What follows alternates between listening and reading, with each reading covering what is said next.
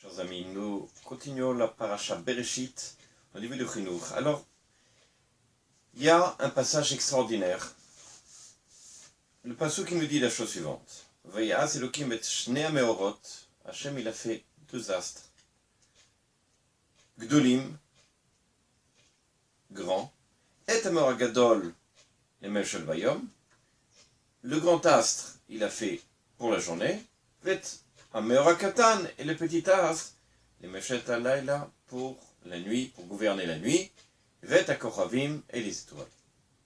Effectivement, lorsque vous regardez ce passouk-là, il y a apparemment une sorte de contradiction, puisque c'est écrit, et comme ça dit la Gemara, on va voir tout de suite dans Masechet Trulin, Hachem il a créé deux grands astres, et puis tout d'un coup il dit, le grand astre, c'est pour la journée, le petit astre, c'est pour... Ce sont deux grands astres, ou un grand et un petit? Sur ça, Rachid tout de suite, il a vu le problème, et il dit la chose suivante. Shavim nivero v'nitma'ata alevana. Ils ont été créés identiques. Seulement, la lune s'est diminuée de taille. Al-Shekitrega ve'amra, sur le fait qu'elle s'est portée en accusateur. Et elle a dit la chose suivante. Il n'est pas possible que deux rois puissent utiliser une seule couronne. En parlant bien entendu du soleil et de la lune. Ensuite il écrit, Rachid dit, Vet HaKochavim,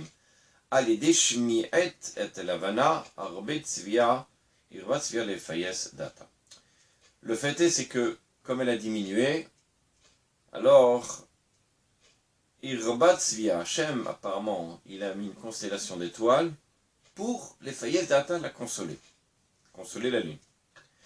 Alors, effectivement, la camarade dans Chounin, elle dit justement qu'à Kadosh Baruch Hu, lorsque la lune a commencé à accuser, en disant, mais on ne peut pas être à deux sur un même trône. Alors Hachem lui dit, ben, tu sais quoi, comme ça il dit d'après Rabbi Shimon ben Fazi, tu as raison, tu as une bonne idée, c'est que tu te diminues. Sur ça la nuit elle dit, mais j'ai eu cette idée-là, mais c'est pas moi, pourquoi moi je vais me diminuer? Finalement, elle s'est diminuée. Seulement elle était triste, et Akadosh Baruch Hu a essayé de la consoler. Alors il a fait ce qu'il pouvait, entre guillemets, jusqu'à ce que ils lui disent, mais tu sais, toi, tu vas pouvoir éclairer le jour et la nuit. Alors la lune, elle dit, mais d'accord, mais la nuit, c'est clair que je vais éclairer, mais le jour, c'est comme une bougie. En plein jour, à quoi sert la bougie? Alors Hachem, il lui dit, d'accord, alors tu sais quoi, je vais te donner une constellation d'étoiles qui vont éclairer avec toi la nuit. Malgré tout, la lune n'était pas consolée, et à ce moment-là, Kadosh Baruch Hu dit dans le Midrash, et viu alay kapara, apportez-moi un korban, on va dire comme ça, quelque chose qui permet d'expier. Pourquoi? Parce que j'ai demandé à la lune de se diminuer. Vezema shamar Rabbi Shimon HaKish, c'est ce qu'a dit Rabbi Shimon HaKish, manishtana, qu'est-ce qui change? Seir shel Rosh Chodesh sheneimar bo l'Hashem. Un seir, c'est-à-dire un sacrifice, le sacrifice de Rosh Chodesh, du nouveau mois, dans lequel il est dit bo l'Hashem, pour Hachem. Sur ça, il a dit à Kadosh Baruch Hu, Seirze Yekapara, ce korban-là, cet animal-là expiatoire, il va être une kapara, al shemet et yetelevana, du fait que j'ai demandé à la lune de se diminuer. Alors effectivement, il y a des questions à se poser. Premièrement, est-ce qu'Akadosh Baruch Hu, il a besoin d'une kapara, d'un korban expiatoire? Deuxièmement, qu'est-ce que ça veut dire? Akadosh Baruch Hu, il n'a pas fait quelque chose de bien. Le Midrash, Rabbi dit, puisque je l'ai sur les yeux, Shani ou chez Garanti, c'est moi qui ai provoqué cette chose-là, à savoir, sous-entendu, que la lune se diminue, sous-entendu, j'ai provoqué à mon ami de rentrer dans le champ de mon autre ami. Mais au niveau chinour, quelque chose d'assez important à comprendre, c'est que lorsque l'on veut punir un enfant, on ne doit pas le punir tout de suite. Il faut réfléchir. Pourquoi? Souvent, lorsque l'on punit, on se mord les doigts. On a des remords. j'aurais pas dû lui dire une chose pareille, j'aurais pas dû lui crier, j'aurais pas dû raser Shalom, le frapper. Pourquoi? Parce que la colère, malheureusement, souvent on dit des choses, on réprimande sous l'emprise de la colère, sous l'emprise de l'agacement, de la fatigue. Et ça, malheureusement, l'enfant il ne comprend pas.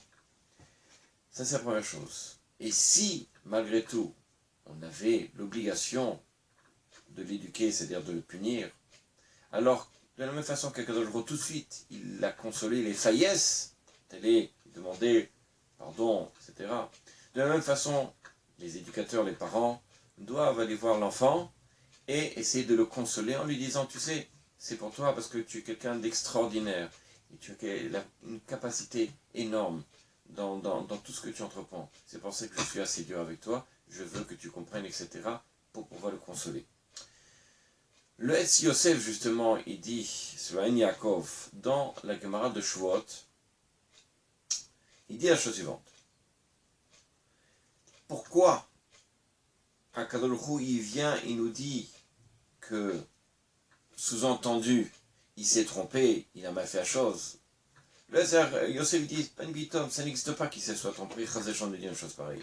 Seulement c'est pour nous enseigner, derrière, une façon de se comporter avec les hommes. À savoir que, imaginez, lorsqu'on est dans un tribunal, et qu'il y a un accusé, et que le juge, ou peu importe, va décider d'accuser donc cette personne-là, et bien, malgré tout, il doit toujours être dans la capacité, même s'il sait que cet accusé donc a tort, de venir et de lui demander pardon, ou en tout cas d'essayer de le consoler par rapport à la peine qu'il a reçue. Donc, à nous d'entreprendre au moment où on veut punir, de savoir une chose, ne pas s'empresser de punir. Deuxième chose, que si on est obligé de punir, d'être capable de le consoler, l'enfant.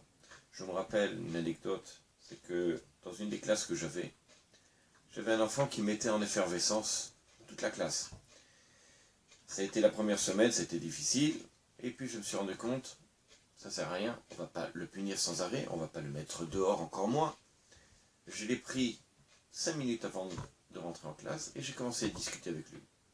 Comment ça se passe à la maison, comment ça va, etc. Et puis lentement, il s'est créé des liens avec moi, jusqu'à ce qu'effectivement, il m'a dit ce qui n'allait pas. On a essayé de discuter ensemble, de trouver une solution évidemment. Et puis, grâce à ça, Baruch Hashem, l'année s'est très bien passée, et cet élève a pu finalement poursuivre ses études sans le moindre problème. En tout cas, c'est ce que je vous souhaite à tous.